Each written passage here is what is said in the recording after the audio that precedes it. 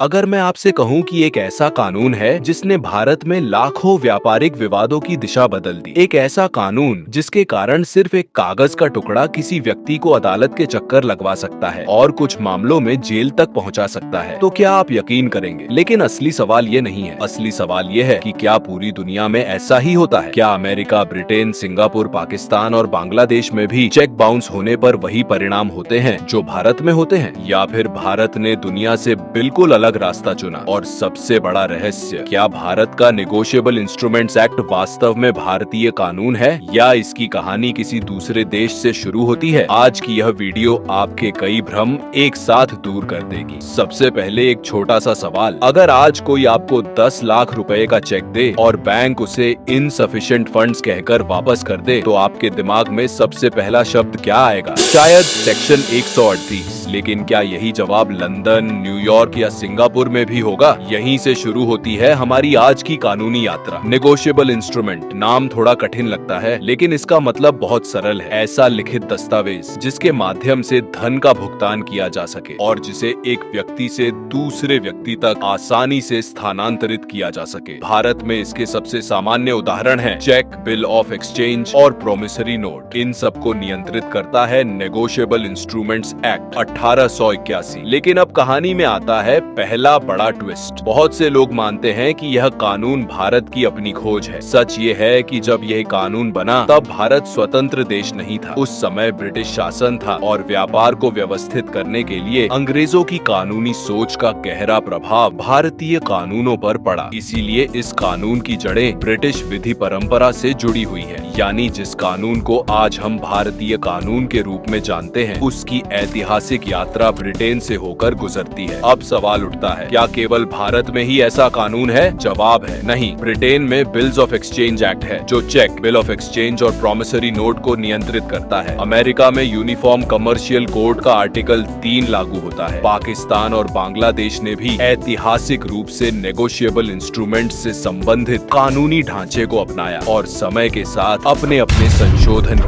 Singapore और Malaysia में भी बिल्स ऑफ एक्सचेंज संबंधी कानून लागू है। यानी लगभग हर विकसित व्यापारिक व्यवस्था में नेगोशिएबल इंस्ट्रूमेंट से जुड़े नियम मौजूद हैं। लेकिन अब आता है सबसे बड़ा अंतर। यही वह जगह है जहां भारत दुनिया के कई देशों से अलग दिखाई देता है। कई देशों में चेक बाउंस होने पर मामला मुख्य रूप से सिविल दायरे में रहता है और धन की वसूली पर जोर दिया जाता है। भारत ने व्यापारिक विश्वास को मजबूत करने के उद्देश्य से एक अलग रास्ता अपनाया और सेक्शन 138 के माध्यम से विशेष परिस्थितियों में चेक बाउंस को आपराधिक परिणामों से भी जोड़ा। इसी कारण भारत का ये प्रावधान दुनिया भर में सबसे अधिक चर्चा में रहने वाले चेक कानूनों में से एक माना जाता है। लेकिन यहाँ एक और भ्रम भी दूर करना जरूरी है। हर चेक बाउंस होने का मतलब ये नहीं कि स्वतः किसी व्यक्ति को सजा हो जाएगी। कानून कुछ आवश्यक शर्तें निर्धारित करता है। यदि वे शर्तें पूरी नहीं होती तो केवल चेक का वापस आ जाना पर्याप्त नहीं होता। इसीलिए हर मामला उसके तथ्यों और कानून की आवश्यकताओं के आधार पर तय किया जाता है। अब जरा सोचिए,